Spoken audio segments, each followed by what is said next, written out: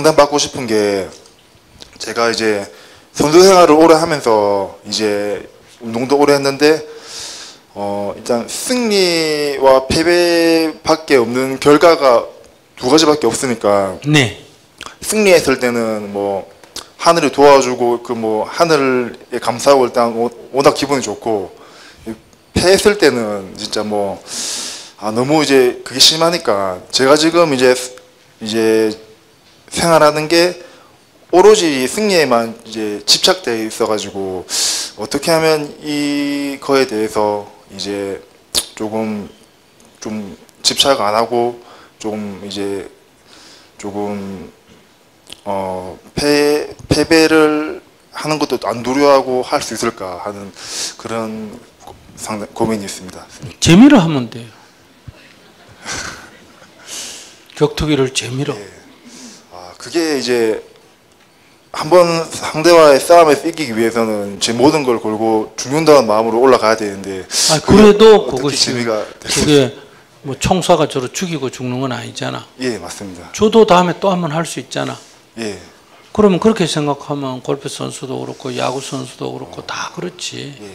이건 결국은 격투기를 하더라도 조금 뭐 좀 운동이 거칠다 보이지, 엄격하게는 결국은 시합 아닙니까? 예, 맞습니다. 시합이라는 건 질 수도 있고 이길 수도 있는 거 아니에요. 근데 거기에 목숨 걸고 하면 인생이 괴롭지 뭐. 이겼을 때는 이제 조금만 더 하면 이제 세계로 갈 수 있고 이제 더 유명해지고 이런 게 큰데, 지면 이제 한두 번만 지면 이제 끝이다라는, 이게 워낙 승리와 패배 사이에 워낙. 근데 재미로 하면 그렇지 않지. 저도 재미로. 또 하고 저도 또 할 수도 있지. 재미로 하면. 그러면. 근데 근데 하다가 기회가 많이 오진 않습니다. 이게. 네. 한 번 한 번 싸움이 큰 싸움이기 때문에 지면 이제 기회가 오지 않습니다, 스님. 그럼 지면 기회가 오지 않으면 뭐 일반 생활을 하는 수밖에 없지 뭐. 아니 기회가 없으니까. 예. 그렇다고 죽을 수는 없잖아. 예. 그런데 이제 그렇게 그런 가정이 있으니까, 제가 일상생활 할 때도 이제 운동 외적인 거에 이제 예를 들어서 제가 몰고 있는 자동차가 좀 더러우면 이게 너무 더러워서 지지는 않을까. 그럼 뭐 또 이런 외적인 거에 너무 이제 그러니까 승리에 너무 집착하니까 이제 자꾸 이제 미신에 빠지는 거지, 징크스에 자꾸 빠져드는 거란 말이야. 징크스가 엄청 많습니다. 그거는 이제 어디든지, 그러니까 농사 짓는 사람이 이런 거 징크스 많이 따질까, 장사하는 사람이 많이 따질까? 장사하는 사람은 이게 손님이 오고 안 오고 그날 소위 재수라는 게 많이 따르잖아, 그지? 그러니까 징크스를 많이 따져. 여자가 첫 손님은 재수 없다, 뭐 처음 온 사람이 아침부터 깎으면 재수 없다, 이런 징크스가 있잖아. 그런 징크스가, 나는 여자가 농사 지으면 재수 없다 이런 게 있으면 억수로 좋을 것 같아. 그죠? 그럼 여자는 안 해도 되잖아, 그지? 여자가 밥하면 재수 없다 뭐 이런 거 없을까?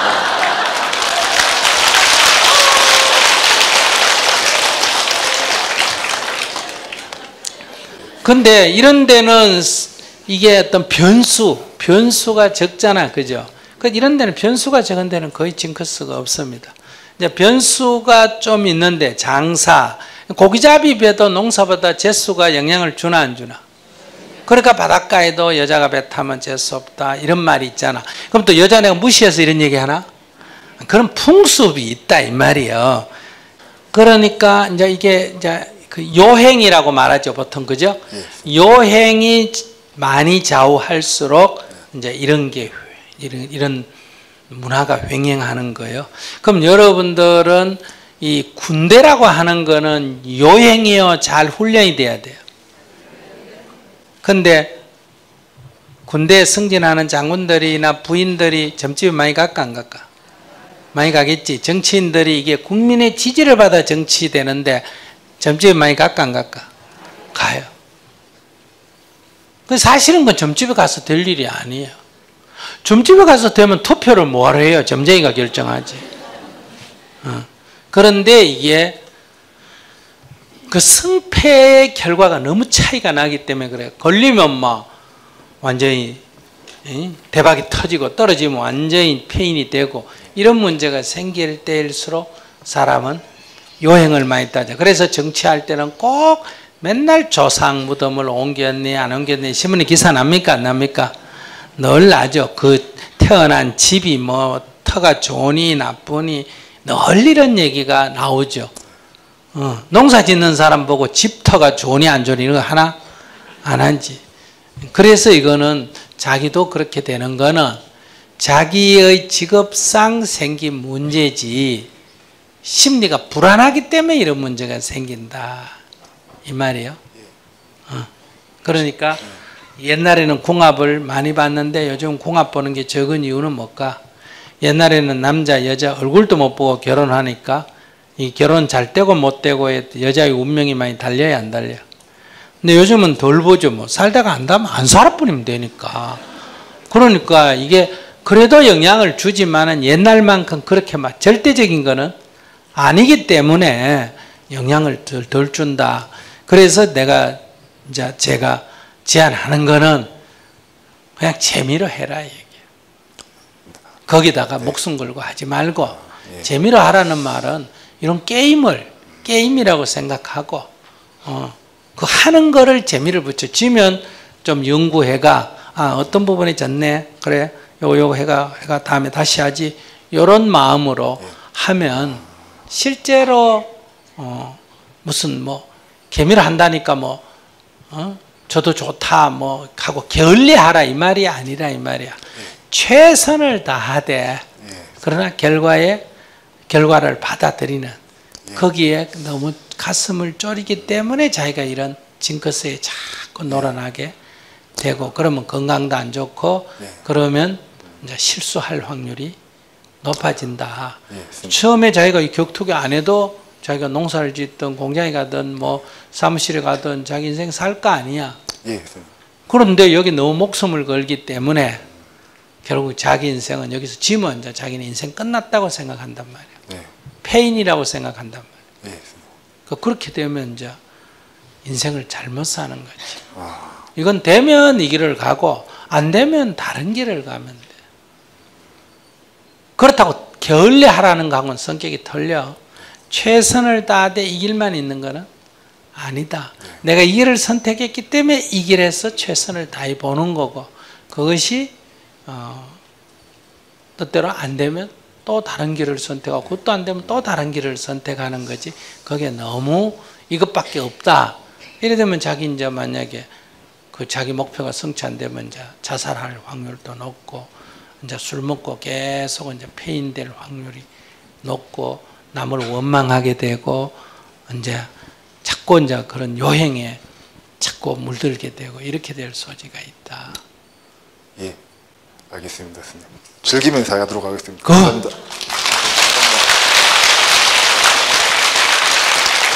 우리나라 유명한 야구 선수인데 미국까지 진출해가 아주 소위 메이저리그까지 올라갔던 분인데 이제 약간 슬럼프에 빠져가지고 2부로 떨어졌어요. 1부에다 2부로.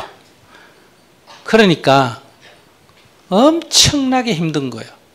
1부에 있을 때는 비행기도 비즈니스 좌석 타고 차에서 딱 내리면 승용차로 리무진으로 탁 모시고 이랬는데 2부에 떡 떨어지니까 이코노미석 타고 내리면 버스 타고 그러니까 우리는 비행기 타고 버스 타면 좋나 안 좋나?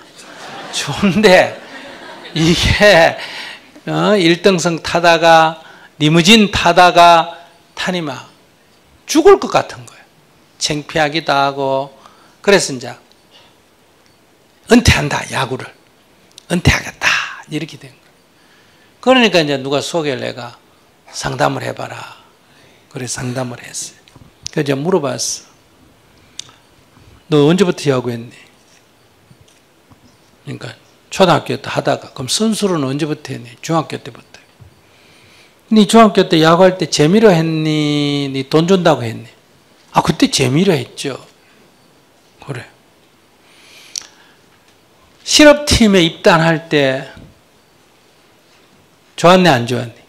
와 엄청 엄청나게 좋았죠. 입담료 얼마 받았니? 얼마 받았습니다. 자, 지금 네 2% 떨어졌는데 지금 네 연봉 얼마 받니? 얼마 받는다. 그건 너 실업팀에 처음에 입단할 때 받은 것보다 많니 적니? 아이고 그거하고야 비교가 됩니까? 10배도 더 많습니다. 그래.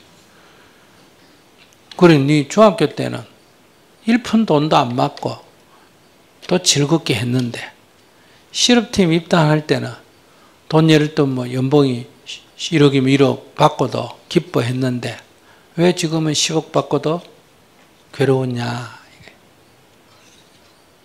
이유가 뭐냐?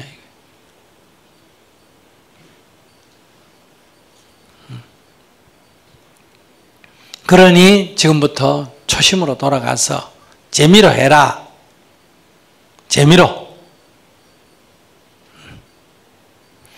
하는데 야구하고 잘 놀았는데 또 뭐 더 준다. 돈가위 주님 감사합니다. 이렇게 해라. 그래서 명심문을 마음에 새겨야 할 문을 재미로 한다. 근데 저분처럼 그분도 야구할 때는 막 이게 지금 어떻게 되느냐에 따라서 막 돈도 오고 가고 자기 인생도 걸리고 이렇게 생각하잖아. 근데 그분은 그렇게 해서 생각이 바뀌고 지금 은퇴했는지 아직도 하는지도 모르겠어.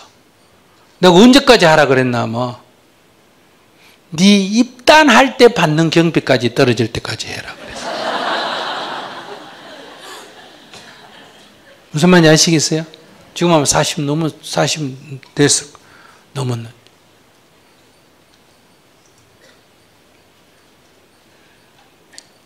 또 어떤 골프 선수가 이거 뭐 골프 뭐 LP 뭐라지? 뭐 LPG가? LPG는 가스 이름이잖아. 거기 1등도 하고 있는데 슬럼프에 빠졌어. 그래서 그것도 내가 재미로 해라.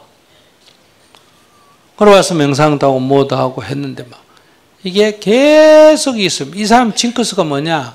늘 이렇게 1년에 몇 차례 2등까지 올라가서 선두를 달리다가 또 안 되는 거예요. 이게 뭐예요? 결국은 1등에 집착하니까 어때요?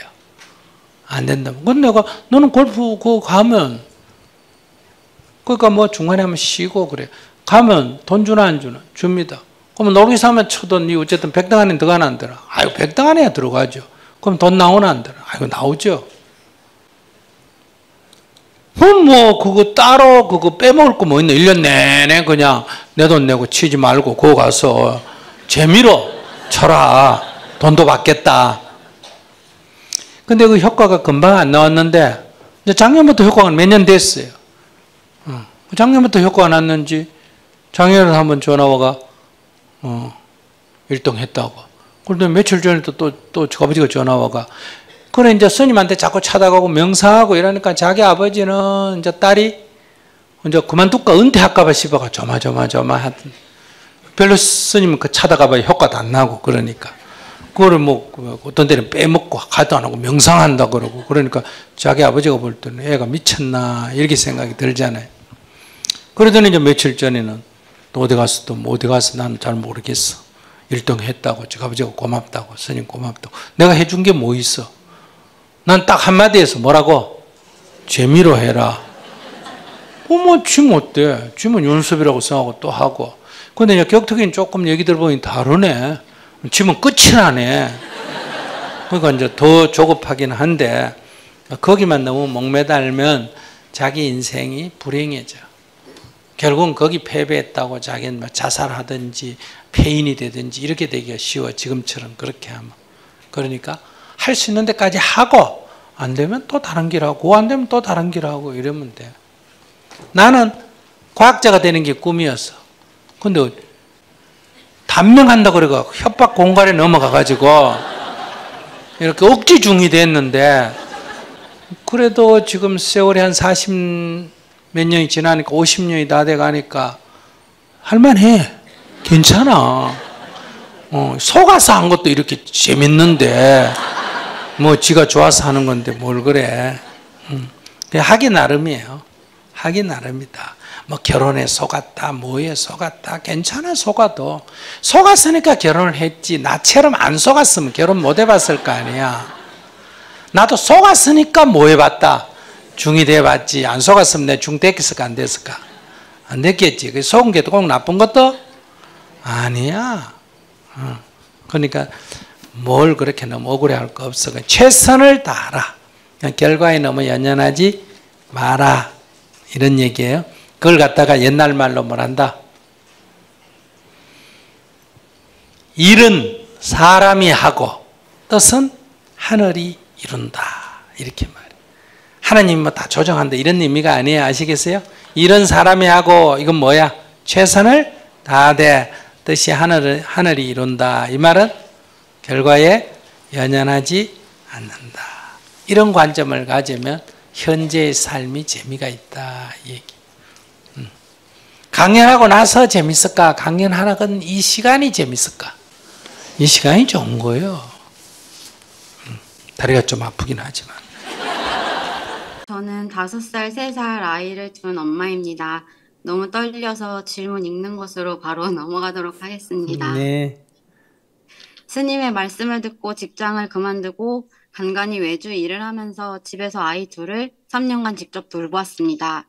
육아를 하면서 제 습에 괴로울 때도 스님께 증문즉설로 묻는 영광의 기회도 얻었었고 이젠 감사하는 마음을 조금은 낼 줄 아는 인간으로 거듭나고 있습니다. 그런데 저는 너무도 어리석어 또 새로운 질문거리가 생겼습니다.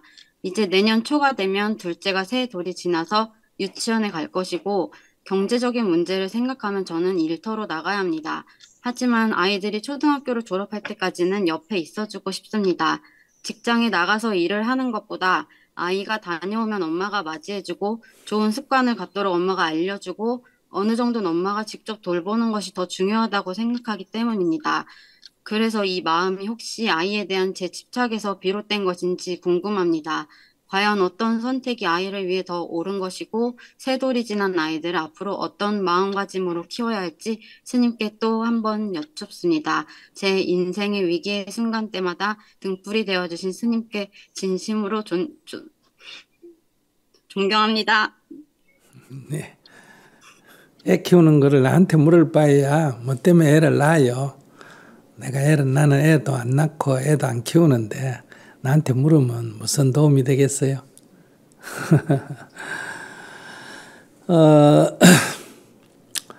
3살 때까지는 자아가 형성되는 시기라 그래요. 자아가 형성되는 시기. 그러니까 3살까지, 만 3살까지 사람과 함께 살아가면 정신적으로 사람이 되는 거예요. 생물학적인 인간 종이 인류로서의 인간이 된다 이 말이에요. 그런데 만 3살까지 만약에 낳자마자 늑대우리에서 살았다, 자랐다. 그러면 이 생물 종은 인간 종인데 육체적으로. 그런데 이 인류로서의 인간은 못 돼요. 그러니까 늑대처럼 행동한다 이런 얘기예요. 그러면 이럴 때 이것을 사람같이 생긴 늑대라고 할 것이냐, 늑대같이 행동하는 사람이라고 할 것이냐 이 말이에요. 사람같이 생긴 늑대다 할 때는 늑대라는 얘기죠. 생기기를 사람같이 생겼다는 얘기고, 그 다음에 늑대 흉내를 내는 사람이다 하면 늑대 짓을 하지만은 사람은 사람이다 이 얘기죠. 후자는 생물학적인 얘기고 전자는 인류로서 인간에 대한 얘기입니다. 즉 정신적 인간을 말하는 거다 이 말이에요. 오늘 우리가 인류라든지 인간이라든지 할 때는 육체만 갖고 말하는 것은 아니다. 육체와 정신이 결합된, 즉 인류의 정신작용, 인류의 역사가 다른 사람으로부터 물려받은 그런 앱이, 마치 컴퓨터로 치면 앱이, 인류라고 하는 앱이 깔려야 사람이라고 말할 수가 있다 이런 얘기요. 그런데 이제 어떤 사람을 만나서 같이 지내도 인간으로서의 앱이 깔리게 되겠죠. 그러나 이제 주로 내 자식이다 할 때는 생물학적으로 나의 DNA를 물려받았다 하는 거지만은 또 정신적으로도 나를 닮아야 그게 내가 좋든 나쁘든 걸 따지지 말고 그래야 내 자식이다 라고 할 수가 있겠죠. 그러니까 만약에 할머니가 키웠다 그러면 생물학적으로는 내 자식이지만 정신적으로는 할머니 자식이다. 즉 그 아이의 정신적인 이 부모는 엄마는 할머니다 이렇게 말할 수 있고 유모가 키운다면 정신적으로는 유모가 엄마 역할을 한다. 무의식 세계에서 본인의 엄마 역할을 유모가 한다 이런 얘기예요. 그러면 이제 생물학적인 엄마와 정신적인 엄마가 통일이 되는 게 좋습니다. 그게 달라지면 이름은 엄마라고 부르지만은 정신적으로는 엄마 역할이 안 된다든지 이름은 할머니라고 부르지만은 정신적으로 엄마와 같이 느낀다든지 이럴 때 오히려 정신적으로 약간 불안정성, 분열이 일어나게 된다. 이런 것 때문에 가능하면 3살 때까지는 엄마가 키워야 한다. 이렇게 말할 수 있고요. 또 3살 때까지는 아이가 자기 표현을 잘 못하니까 누가 키울 때 어떻게 어떤 상처를 입을지 우리가 알 수가 또 없지 않습니까? 그래서 뭐 어떤 누가 키워도 다 위험이 있지만은 자기가 키우는 게 제일 낫지 않느냐. 그런데 이제 엄마가 정신적 질환이 있다. 이러면 다른 사람이 키우는 것보다 못합니다. 그럴 때는 아이를 사랑한다면 비록 내가 낳았다 하더라도 키우는 엄마를 다른 사람으로 넘겨주고 포기해야 된다. 이런 얘기예요. 요즘은 우리가 그 포기하는 게 주로 경제적으로 키우기 어려울 때 포기를 많이 하는데 그것은 올바르지는 않다. 이렇게 생각합니다. 왜냐하면 뭐 개나 고양이가 다 새끼를 낳아 키울 때 뭐 경제적으로 넉넉해서 키우는 게 아니잖아요. 자기 책임을 다하는 것이니까. 그러나 이제 정신적으로 엄마 역할을 못하거나 이럴 때는 오히려 다른 사람이 키우는 게 더 낫다. 그게 사랑이다. 저는 이렇게 생각을 합니다. 그래서 3살 때까지는 반드시 꼭 키워라. 이런 얘기고 정신적으로나 신체적으로나 여러 이유로 도저히 키울 수 없는 조건일 때는 딴 사람한테 맡겨서 키운 데가 아니라 부모의 역할을 다른 사람에게 넘겨준다. 이런 관점을 가져야 된다. 제가 말하고 싶은 거는 그거예요. 그리고 우리는 내 자식은 내가 책임지지만은 다른 자식, 다른 사람의 아이라 하더라도 키울 부모가 없다면 내가 키워야 된다. 이게 사람의 도리다. 그럴 때는 누가 낳았나가 중요한 게 아니라 내가 키우면 뭐다? 내 자식이다. 이런 관점을 가져오면 좋겠다 싶습니다. 그러면 이제 4살 때부터는 어떠냐? 부모가 필요 없다. 이게 아니에요. 필요한데 이제 자아가 형성된 뒤에는 이제 누가 가르치는 단계예요. 그러니까 선생님이 누군가가 대신 돌봐도 어느 정도 괜찮다. 부모가 돌보는 것보다 못할 수는 있어도 그래도 잘 돌보는 사람이 돌보면 괜찮다. 이렇게 말할 수가 있기 때문에 이제 자기가 직장에 나가는 게 낫다가 아니라 나갈 수도 있다. 먹고 살아야 되는 게 급박하다면 나갈 수도 있다. 이런 얘기. 이제 3년을 하셨다니까 이제 유치원에 보내면 이제 오전 시간이 남지 않습니까? 그죠? 그 시간에 집에서 요즘은 이제 재택근무가 많잖아요. 재택근무할 수 있는 일을 찾거나 아이가 유치원에 가 있는 동안에 다닐 수 있는 파트타임을 구하는 방법도 하나 있다. 이렇게 볼 수 있고요. 그렇게 하고 아이가 학교에서 돌아오면 유치원에서 돌아오면 함께 있어주는 게 좋지 않느냐. 또 도저히 그럴 형편이 못 된다면 방과 후 학교 같은 데 맡기고 조금 늦게 와서 아이를 돌보는 것도 괜찮다. 차선은 된다. 이렇게 말할 수가 있습니다. 그럼 뭐 직장도 안 가지고 애만 유치원 졸업할 때까지 초등학교 들어갈 때까지 돌보면 어떻습니까? 그러면 좋지. 그러나 이제 이런 질문을 하는 거는 그럴 형편이 안 되니까 질문을 하는 거 아니겠어요? 그러니까 경제적인 문제를 너무 생각하지 말고 뭐 좀 한 10년, 20년, 30년을 생각하면 아이들에게 투자하는 게 훨씬 더 효과적입니다. 나중에 문제가 생겨가지고 나중에 지불할 걸 생각하면 아이들과 함께 따뜻하게 사랑을 나누는 게 훨씬 더 저는 알찬 시간이다. 보람있는 시간이 된다. 이렇게 생각합니다. 그 시간에 그 몇 년 동안에 돈을 얼마나 벌지 모르지만 그 이상의 값어치가 있다. 이렇게 생각해요. 그래서 첫째는 형편이 된다면 그냥 유치원 졸업할 때까지 초등학교 들어갈 때까지 애들을 돌보면 좋다. 조금 아르바이트로 시간을 늘려야 된다 하면 아이가 유치원 가 있을 때는 재택근무를 하든 직장에 몇 시간 파트타임을 나가든 하는 것도 괜찮다. 조금 더 차차서는 아이를 맡기고 직장에 다닐 수도 있다.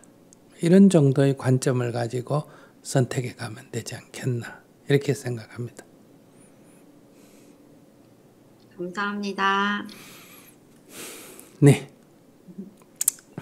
이제 우리가 어떤 사람을 상대할 때 누구를 기준으로 할 거냐, 아내를 기준으로 해서 얘기할 거냐, 남편을 기준으로 해서 얘기할 거냐, 아이를 기준으로 해서 얘기할 거냐, 이런 문제죠.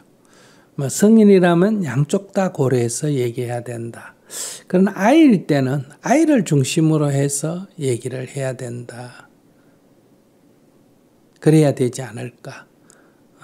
그러니까 아이의 입장에서는 엄마가 돈을 얼마나 버느냐, 엄마가 어떤 높은 직책이 있느냐, 이게 중요한 게 아니라 자기를 얼마나 따뜻하게 돌봐주느냐, 이게 아이의 입장에서는 가장 중요한 거예요. 그래서 제가 얘기하는 거는 여러분들의 자녀를 키우는, 직장 다니면서 자녀를 키우는 고충을 몰라서 이런 얘기하는 게 아니라 그건 여러분의 고충이고, 아이 입장에서는 이유 불문하고 자기 부모가 키워주는 것을, 사랑으로 키워주는 것을 가장 원하지 않을까. 그래서 저는 아이의 관점에서 여러분께 이런 말씀을 드리는 겁니다. 네, 스님. 전 사실 마음속으로는 어차피 말씀 주셨던 것처럼 노동엔 귀천이 없으니 아이들 보면서 일할 수 있는 것을 찾아야겠다고 마음은 먹었었지만 요즘은 사실 전업주부가 되는 것이 더 용기가 필요한 일이라는 것을 깨닫고 있습니다. 그래서 스님께 질문을 드렸던 거고, 지금은 마음이 편해져서 오히려 제가 앞으로 길게는 모르겠고 당분간 아이가 어릴 땐 어떻게 해야 할지 길이 좀 보이는 것 같아서 너무 마음이 편하고 오늘도 다시 한번 스님께 감사의 마음이 듭니다. 이상입니다. 네. 제 고민은요, 제 20살 된 딸이 있는데 그 외모에 너무 집착하는 성향이 많거든요. 그래서 작년부터 이제 성형을 해달라 해가지고 쌍꺼풀 수술도 하고 했는데, 하고 나니까 이대로도 만족을 못하겠다. 그리고 코 성형을 해달라, 뭐 주사를 맞겠다, 이마를 넣겠다, 이런 식으로 계속 외모에 집착을 많이 해서, 제가 그 외모가 다지 않느냐, 다가 아니지 않느냐 이렇게 하면 자기는 이제 외모가 만족이 돼야 행복하고 외모가 최고의 가치다 이렇게 얘기를 해서, 그런 딸을 보면 제가 많이 걱정이 되고, 지금 그런 마음을, 제가 올라오는 마음을, 딸에게 대하는 마음가짐을 제가 수행자로서 어떻게 가져야 될지, 그게 고민이 돼서 질문드리겠습니다. 첫째, 대화를 한다. 예. 그래, 외모가 자기는 중요하다. 그래, 요즘 세상에 외모가 중요하다. 엄마도 그 어느 정도 인정한다. 그렇게 얘기하면 되지 뭐. 근데 쌍꺼풀 수술해달라. 네 돈 있나? 없다. 돈이 없는데 어떡하노? 이런 물어보면 되지. 엄마가 좀 내주라. 엄마도 없다. 그러고 난 쌍꺼풀 수술하는 거 그거는 돈 있어도 못 주겠다. 그런 내가 못 되면 돈 주냐. 이렇게 얘기하면 되지. 그러고 니 당연히 이제 이래 사람 얼굴 딱 보면 그러잖아.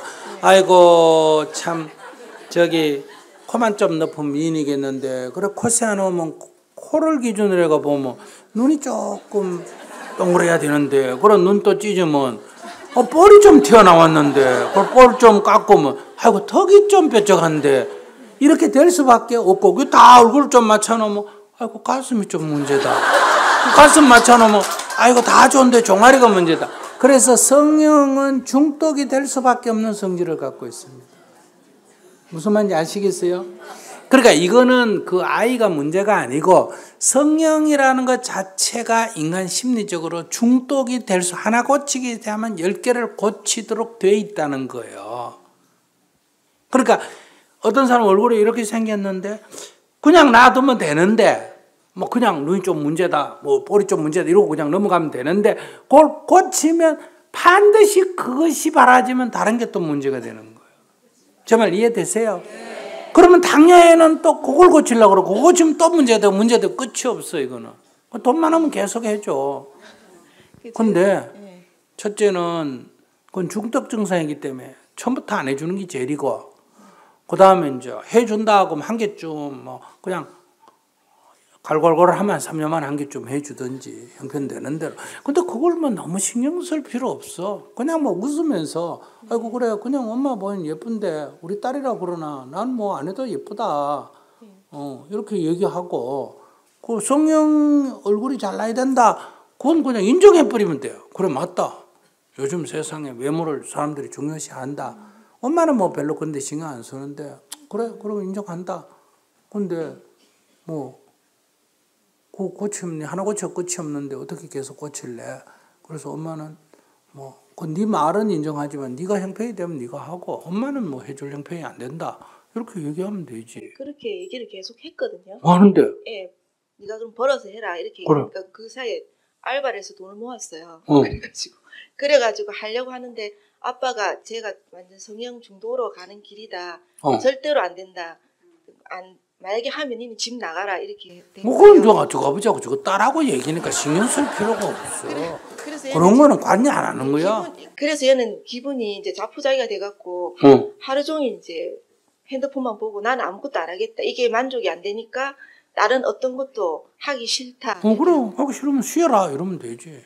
그런데 자기가 거기로부터 자유로워야 돼. 남편하거나 아내로 아이로부터 자기가 지금 자유롭지 못한 거예요. 그런 데는 뭐 아빠 의견이 그러면 이 집에 살려면 이 집에 어쨌든 주권이 제일 많은 사람은 아빠니까 아빠 의견을 좀 존중해야 된다. 네가 그 나쁘다는 게 아니라 아빠가 그걸 반대하니까 네가 지금 이 집에 20살 넘었는데 먹고 살라니까 아빠 의견을 수용해야 되지 않겠냐. 그러니까 아빠 의견을 어느 정도 수용을 하든지 네가 그럼 나가든지. 그건 나가가지고 네가 뭐 어떻게 하느냐. 그건 누구도 간섭할 수가 없다. 그건 네 자유니까. 근데 이 집에 공짜로 먹고 살려면 그 집주인한테 눈치 좀 봐야 될 거 아니냐. 이렇게 웃으면서 얘기하는 거야. 그런 식으로 비슷하게 얘기했는데. 근데? 예, 근데 아빠만 주인이냐. 엄마도 똑같이 평등한데 엄마는 왜 내 의견을 똑같이 아빠가 주장하는 것처럼 내 의견을 못 받아주냐. 뭐 너희는 요즘 태어났으니까 그런 주장을 하는데 나는 옛날 사람이라 가지고 법적으로는 보장이 돼 있는데 나는 어릴 때부터 그렇게 남자하고 똑같이 이렇게 주장해 본 적이 없어가 네 말은 맞는데 나는 수준이 그래 안 된다. 그리고 나는 지금 너가 아빠가 싫다 그러면 어디 가서 너 아빠만한 걸 구할 능력이 없다. 너는 너가 아빠 없이 나가서 살 수 있지만 나는 너가 아빠 없이 못 사니까 눈치 보고 살아야 된다. 그거 어쩔 수 없다. 이렇게 솔직하게 인정하면 되지. 자기가 평소에 뭐 잘난 척 하구나. 뭐 어렵다고 그래요. 그 딸하고 얘기하다 보면 말로는 제가 논리적으로 자꾸 지는 거예요. 자꾸 그래 자기가 그렇게 못난 거를 인정을 안 하니까 지지. 못난 걸 딱 인정하면 되지. 아이고 네가 보기엔 너가 아빠 별거 아닌 건데 나한테는 그래도 나도 지금 뭐 가끔 버리고 싶은데 딴 데 가서 저만한 걸 구할 수가 없어가지고 여기부터 사는 거야. 근데 지금 너 편 들면 내 지금 불리한데 어떻게 너 편을 들겠니? 이렇게 얘기를 해야지. 이게 사실이잖아. 자기 딸 편 들면 남편이 자기한테 성질 내나 안 내나? 네, 냅니다. 내면 자기 불리해지잖아. 네, 절대로 들어주지 마라 이렇게 하거든요. 뭐 절대로야 없지 뭐. 과감하게 자기가 딱 생각해 볼 때 딸이 옳다 싶으면 뭐 가지고 과감하게 할 수는 있는데 자기가 봐도 딸이 썩 남편이 말 틀린 말은 아니잖아. 예. 그러나 아빠 말이 맞고 네 말이 틀렸다. 이렇게 할 필요가 없다는 거예요. 그건 아빠의 의견을 존중해야 돼. 네 의견도 있고 아빠 의견도 있고 닌 틀리고 아빠가 옳은 게 아니라 두 사람의 의견이 다른데 여기 지금 집안이 형편이 네가 불리하지 않느냐. 네가 지금 남 집에 살면서 네 주장대로 하려면 어떻게 되겠냐. 네가 결혼해가 네 주장대로 하든지 그렇게 해라. 엄마도 반반 있지 않냐. 엄마는 법적으로는 반반인데 엄마는 뭐 아빠는 나 없이도 뭐 딴 여자 구해가 산다고 저런 폼이 저렇지 않냐. 근데 나는 너 아빠만한 남자를 따로 구하기가 쉽지가 않다. 그래서 너 편 좀 들고 싶어도 나도 눈치를 봐야 된다. 이렇게 솔직하게 얘기를 해야지. 되게 걱정이 되는 거는 지금 너무 그러니까 외모도 그렇지 외모도 다른 사람이 봤을 때 다 이제 예쁘고 날씬하고 그렇다고 얘기를 하는데 자기는 자꾸 기대 수준을 한 연예인 정도로 생각하는가 봐요. 그러니까 그게 안 되니까 계속 불만 자기에 대한 자존감이 너무 낮은 것 같아서 그게 그런 거는 저기 성형수술 해야 되겠냐 깨달음장을 보내야 되겠냐. 그 집에 전법을 해야 될 애는 놔놓고 내 길거리 가서 전법하고. 알겠습니다. 그러니까 쌍꺼풀 수술을 왜 그냥 해주냐. 오케이. 그러면 엄마는 반대지만은 네가 그렇게 요구하니까. 근데 우리 뭐 인간이랑은 정신적인 거 육체적인 게 반반인데 육체도 가까이 되면 마음도 좀 가까이 된다. 그럼 네가 깨달음장 갔다 오면 그럼 내가 쌍꺼풀 수술 해줄게. 이렇게 타협안을 내가 갔다 오면 좀 변할 거 아니야. 그건 너무 기대는 갖지 말고 다음에 또 이렇게 할 때 자기 마음이 바뀐단 말이야. 이거 좀 해줘야 되겠다. 이런 마음이 바뀔 때 약해지면 안 된단 말이야. 그때 고집해도 안 되고 자기가 이미 해줄 수밖에 없겠다 할 때 어차피 해줄 바에야 하나를 걸어가. 오케이. 명상 갔다 오느라. 그럼 해줄게. 알겠습니다. 도대체 이 정토에 와서 뭐 배웠노? 그리고 정토에 이거 바꿀 수 있는 기회가 깨장도 있지, 나장도 있지, 명상수련도 있지, 불교대학도 있지, 책도 있지, 유튜브도 있지. 이러니까 적절하게 이렇게 미국에 우리 신랑 얼마나 깨가만데 이렇게 딱 며느리 보고 조금 좀 세 보인다 이러면 난 딴 건 원하는 거 없다. 깨장만 갔다 오면 결혼 내가 허가해 줄게. 이거 뭐 요즘 그런 사람 천지야. 아시겠어요? 사이를 보는데 딱 미국도 우리 스님이 말하기를 3살 때까지는 무조건 애기 엄마가 키워야 된다더라. 그러니까 너 결혼하면 3살 때까지 엄마가 애 키울 수 있게 네 보장하겠니? 그럼 뭐 난 네가 얼굴이 검든 희든 그런 건 안 따지겠다. 오케이다. 이렇게 딱 하니까 딸은 원래 애기 낳아가지고 엄마한테 좀 맡겨놓고 직장 다니려다가 결혼 조건을 이렇게 딱 엄마가 치니까 엄마한테 부탁할 수 있나 없나? 없지. 이렇게 정을 딱 꺼내버려야 된단 말이야. 네 새끼는 네가 키워라. 나 관계가 없다. 이렇게 괜히 뭐 직장이 어떻고 인물이 어떻고 키가 어떻고 이런 거 따져가지고 내 덮어쓸 필요가 없다는 거야. 이렇게 딱 조건을 걸어가 허가해 줄 거 딱 이렇게 조건을 걸어가 깨장을 갔다 오게 하든지 애를 볼 거 엄마한테 안고 올 거를 미리 딱 선을 꺼 놓든지 이렇게 하면서 현명하게 살아야지. 안 그러고 그 말려 들어가는 건 뭐냐? 정이 많은 것도 아니고 착한 것도 아니고 바보 같아서 그런 거예요. 좀 현명하시오. 알겠습니다. 육바라밀에 뭐가 있어? 육바라밀에 끝에 뭐가 있다? 지혜바라밀이 있잖아. 지혜바라밀이 조금 영리해야지. 그렇게 딱 해서 이렇게 봐서 이렇게 따라하고 막 이렇게 막 옳고 그러고 막 신경이 하고 신경질력 이럴 필요 가치가 없다는 거야. 웃으면서 그래 네 말도 맞다. 그래 엄마도 그랬으면 좋겠는데 엄마는 돈이 없다든지 엄마는 아빠 눈치 때문에 안 되겠다든지 네가 아빠를 설득해라. 그 엄마를 통해서 아빠 설득하려는 거기에 넘어가면 안 된다 이 말이야. 네가 아빠를 설득하면 엄마를 한번 생각해 보겠다. 이런 식으로. 그러고 설정 넘기란 말이야. 왜 이 많은 무거운 짐을 자꾸 짊어지려고 그래? 알았어요?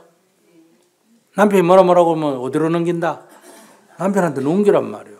당신 딸인데 당신이 얘기해야지. 그건 내가 어떻게 하나. 이렇게 슬쩍 넘기란 말이에요. 넘겨가 가능하면 책임 회피를 좀 하는 게 낫지. 뭐 잘났다고 다 짊어지고 살라 그래. 우린 지금 저 굶어 죽는 놈 짊어지기도 바쁘고. 아시겠어요? 지구 환경 이거 지금 하나밖에 없는 지구 살리기도 바쁘나 안 바쁘나? 바빠. 지금 한반도 통일도 바쁘고 이거 짊어지기도 내가 힘이 부족한데 그건 뭐 눈 수술하는 그거까지 내가 다 짊어지려고 그래.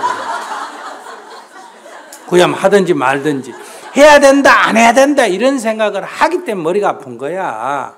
엄마 해도 좋고 안 해줘도 안돼. 네 능력 때문에 해라. 아빠가 허락하고도 해라. 아빠가 의논해라. 이렇게 나한테 넘기면 나는 능력이 그만큼 안 된다. 이렇게 적당하게 웃으면서 자꾸 문제를 풀어란 말이에요. 구렁이 담 넘어가듯이 미꾸라지가 이 손에서 빠져나가듯이 그냥 적절하게 해가 그게 무슨 책임 회피가 아니라 그게 서로의 관계를 좋게 하면서 내가 딱 봐서 저거 아니다 싶을 때 아니라고 말해줘야 될 때가 있고 아니라고 말해줘도 상대가 못 알아들으면 그 말해봐야 입만 아프잖아. 그러니까 이제 적절하게 대응을 하는 거야. 거짓말 하는 게 아니라는 거야. 인생에 유머가 없어서 그래. 저는 직업은 없고요. 지금 나중에 하고 싶은 일이 너무 많아가지고 이것저것 일을 좀 버려놓은 상태이거든요. 그래서 일을 좀 버리다 보니까 관련 수업 같은 것도 많이 듣고 있고, 그리고 또 온라인상에서 글을 쓰기도 하고, 또 여러 가지 활동을 정말 많이 하고 있는데요. 이렇게 일을 제가 벌리는 이유를 좀 살펴보니까 제가 뭔가에 인정 욕구에 목말라 있다는 느낌을 받았어요. 특히 또 제가 SNS 활동을 많이 하는데요. 그걸 그때 많이 느꼈어요. 그리고 제가 책 리뷰를 쓰거나 사진 찍어서 인스타그램에 올리거나 이렇게 할 때 그 반응에 굉장히 집착을 하더라고요. 좋아요를 눌러준다거나 댓글이 달린다거나 이런 반응을 보면 제가 좀 기분이 좋기도 하고, 그런데 이런 걸 계속 보다 보니까 제가 너무 지치고 또 제 자신을 들여다보니까 안쓰러운 마음이 들어서 이런 집착의 고리를 끊어내는 방법이 있을지, 어떤 식으로 제가 좋게 사고를 하면 좋을지 스님의 조언을 구하고 싶습니다. 네, 어떤 일을 하든지 그것이 남을 해치는 일이 아니고 남을 손에 끼치는 일이 아니고 남을 괴롭히는 일이 아니고 말로도 남을 괴롭히는 일이 아니고 그러면 뭘 하든 그것은 인간의 자유입니다. 그리고 또 타인이 뭘 하든 우리는 간섭을 안 해야 된다. 이런 삶의 원칙이 있어요. 내가 남의 눈치 보고 살 것도 없고 내가 남 인생에 간섭할 것도 없고, 그러나 내 사는 거는 내가 살기 위해서 무슨 짓이든 단지 남을 해쳐서는 안 된다. 내가 이익을 추구하기 위해서 뭘 해도 좋지만 남을 손에 끼쳐서는 안 된다. 내가 즐거움을 추구하는 건 좋지만 내 즐거움이 남을 괴롭혀서는 안 된다. 내가 말을 뭘 하든 자유지만 그 말로도 남을 괴롭히거나 손에 끼쳐서는 안 된다. 이런 이제 우리들의 삶은 나 혼자 사는 게 아니라 사람들과 같이 살기 때문에 이런 이제 한계가 있다, 경계가 있다 이 얘기. 이 안에서는 이제 그 범위 안에서는 자유롭게 살면 된다. 그런데 자기가 이제 20살이 넘었는데 20살이 넘었으면 자기 먹고 사는 것, 자기 생존을 위해서는 자기가 책임을 져야 돼. 근데 이거를 누구한테 의지하고 있다. 그러면서 자기 예를 든다면 직장도 안 가지고 부모 돈으로 해외여행하고 싶다. 부모 돈으로 골프 치고 싶다. 부모 돈으로 나는 SS만 하고 싶다. 그러면 그거는 부모에게는 무거운 짐이 되고 자기는 아직도 나이만 육체적 나이만 20살이 넘었지 성인이라고 할 수가 없다. 미성년자죠. 그러면 이제 그거는 생물학적으로 자연 생태계로 보면 이건 도태대상. 이거는 생존력이 없다. 이렇게 봐줘요.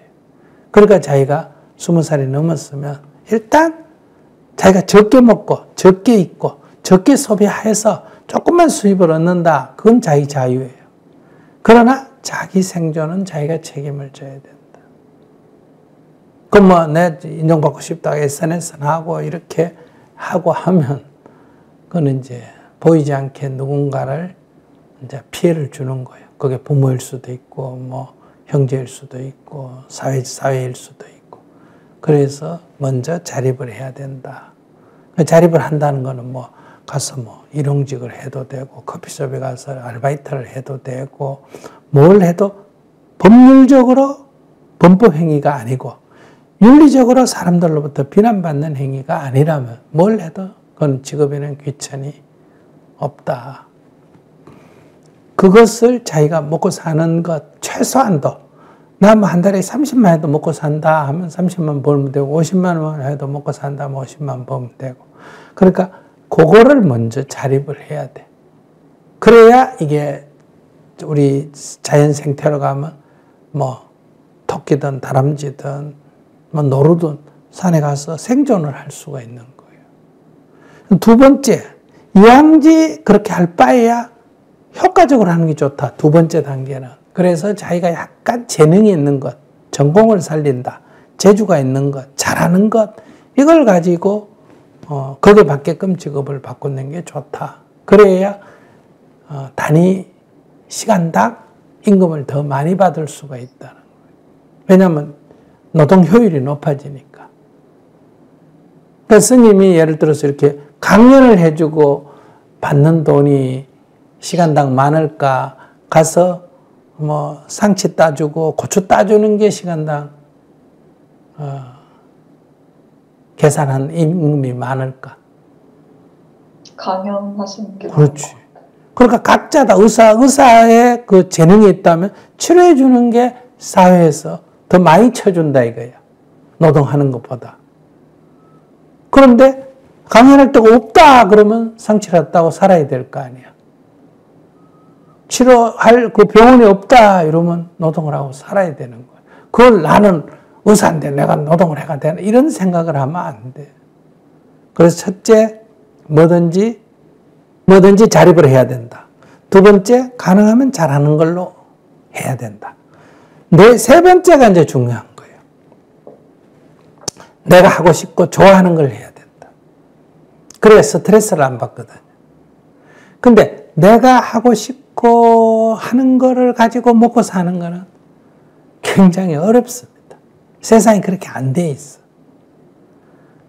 그러니까 노래를 하고 싶은데 노래가 먹고 사는 사람은 소수요.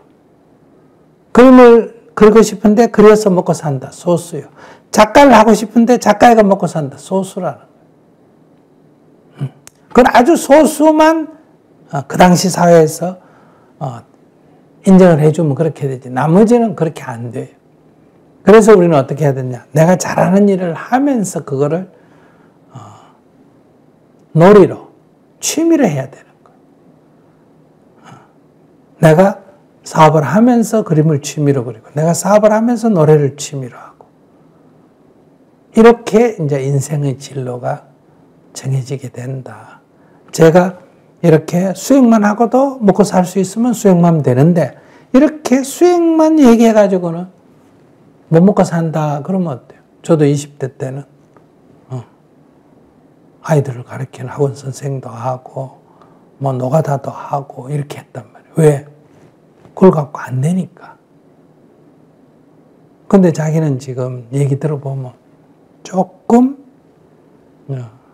무책임한, 집에서 부모가 잘 살아서 그런지 뭐 때문에 그런지 뭐 자기는 직업도 안 가지고 뭐 자기 좋아하는 거나 하고 뭐 이런다 뭐 댓글 달리는데 그걸 뭐 집착을 한다. 그건 이해는 되지만은 그렇게 하면 이제 점점 사회적 생존력을 잃어버리게 되고 이제 노름하는 사람이 노름에 빠지든지 주식하는 사람이 주식에 빠지든지 뭐 마약하는 사람이 마약에 빠지든지 술 먹는 사람이 알코올에 빠지든지 이제 SNS 중독자가 되기가 쉽다. 그건 이제 정신 건강에 안 좋아. SNS를 건강하게 이용하는 거하고 거기에 중독이 돼가지고 헤어나지 못하는 거하고는 차원이 다른 문제다. 그래서 내가 보기에는 자기 얘기 환경을 들어보면 자기는 이렇게 좀 계속되면 SNS 중독자, 그래서 치료를 요하는 사람 쪽으로 갈 확률이 매우 높다. 그래서 그걸 미리 자기가 건강한 삶의 방식을 선택했으면 좋겠다. 이런 제 얘기를 듣고 제 얘기를 하는 거예요. 감사합니다. 네. 제가 사실 35살이고 미혼 여성이라서 제가 작년 12월까지는 일을 했는데 회사에서 공고사직을 당하고 구직 중에 있어요. 근데 얼마 전에 면접을 봤는데 떨어져가지고 그거에 대한 번아웃이 너무 와서 지금 정신적으로 너무 힘든 상태거든요. 그래서 더 SNS에 집착을 하게 되고 혹시 SNS로 부수입을 올릴 수 있지 않을까? 그런 기대를 안고 계속 열심히 하게 되는 것 같습니다. 근데 이제 요즘은 SNS 때문에 어린 애들까지도 NS가 대박 터지려고 이런 사람이 한두 명이 아닌 거예요. 그러니까 SNS에 올라오는 글이 막 자꾸 자극적이 되고 이렇게 되는 거예요. 그래가지고 막 자극적인 얘기를 해가지고 구독자가 한 명이라도 늘어나도록 해서 광고 수입을 받으려고. 그러니까 정치적인 거 쓰는 사람도 막 확인도 안 하고 막 그냥 막 쓰고, 그 다음 막 보통 것도 막 굉장히 자극적으로 쓰고, 이렇게 해서 지금 사실 이게 부작용이 굉장히 크거든요. 그러나 이제 언론의 자유라는 측면에서, 표현의 자유라는 측면에서 지금 두지만은 제가 볼 때는 조금 더 있으면 사회적 부작용이 굉장히 크면 이제 규제에 들어갈 거예요. 트럼프 같은 대통령도 막 하도 어때요? 엉터리 기사를 많이 쓰니까 그냥 유튜브도 닫아버리고, 전부 페이스북도 닫아버리고 다 닫아버렸지 않습니까? 그죠? 그런 것처럼 지금 전반적으로 이것이 부작용이, 이 편리가 점점 그런 상업적인 그 문제 때문에 지금 점점 중독성으로 가게 된다. 주식도 건강하게 투자하고 부동산도 건강하게 투자하는 게 아니고 막 거기에 수입을 그걸로 잡으려고 덤비니까 지금 주식 투자가 막 1200만 명이다. 막 코인 투자가 20대가 막 몇백만 명이다. 이러니까 직장 다녀도 재미가 없고 뭐 일도 하기 싫고 이거 대박만 터지도록 그 전부 노름판으로, 투기판으로 지금 몰려들고 있거든요. 그래서 곧 1, 2년 지나면 엄청난 사회적 부작용이 앞으로 나타날 겁니다.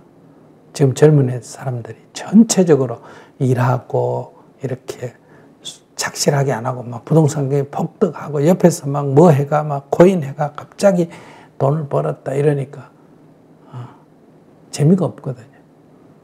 직장은 힘들고 요것만 잘하면 대박 나면 막 된다. 지금 이게 이제 엄청난 유혹이에요.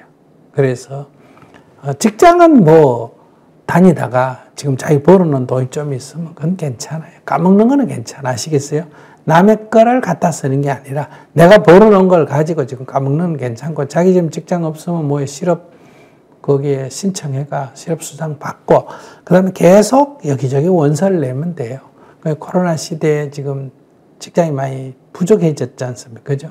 그리고 또 앞으로 자동화 시대에 일자리가 자꾸 줄어들잖아. 그죠? 그러니까 일자리가 부족한 상태이기 때문에 자기가 옛날 다니던 직장 생각해가 자꾸 이렇게 높은 임금이나 좋은 대우를 생각하면 안 돼요. 그러니까 적당한데 내가 우선 직장을 하나 잡아놓고 좀 나은 데로 이동하는 건 괜찮은데, 좋은 걸 잡기 위해서 마냥 이렇게 높은 데 넣어놓고 마냥 기다리면 계속 좌절만 생긴다. 여도 안 돼, 저기도 안 돼, 여도 안 돼, 저기도 안 돼, 이렇게 되거든요. 그래서 쉽게 내려고 그러면 탁 넣으면 될 수 있는 대로 하나 먼저 잡아놓고, 그래서 밥만 먹으면 된다 잡아놓고 이제 시간 나는 대로 자꾸 좀 더 나은 대로 옮겨가면서 이렇게 하면 되면 다행이고 안 되면 그만이고, 나는 뭐 기본적으로 먹고 사니까 이렇게 해야 이 정신적인 방황을 안 하게 된다.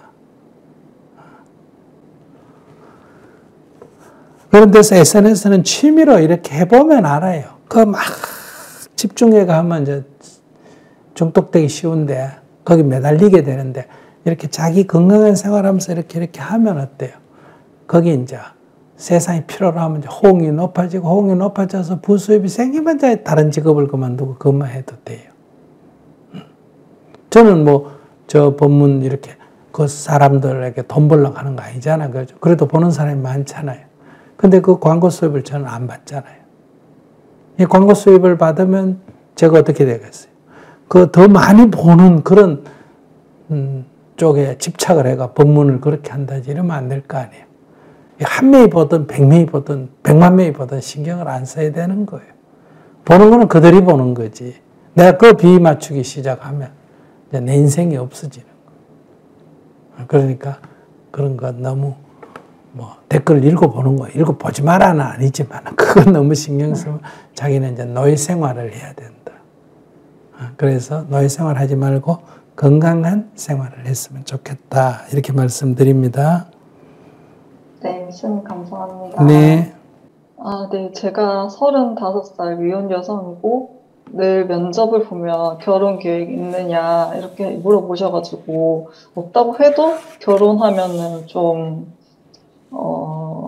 취직이 안 되는 것 같았어요. 그래서 그거에 대해서 좀 불만이 많았는데, 그거에 대한 그런 스트레스를 제가 SNS로 풀었던 것 같아서 제 고통의 원인을 좀 깨달은 것 같고요. 스님한테 우선 감사드리고, SNS 중독으로 질문을 드렸지만 이 원인이 취업에 대한 좌절이 큰 거라는 걸 깨달았고, 또 스님 말씀하셨듯이 제가 다녔던 회사 연봉 수준에 맞추지 말고 눈을 좀 낮춰서 입사할 수 있도록 구직 활동 열심히 하도록 할 거고요.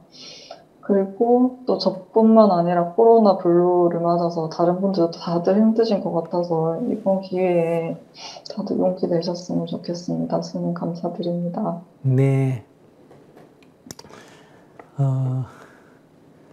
사람의 욕심은 끝이 없고 내가 원하는 만큼 이 세상은 될 수가 없어요.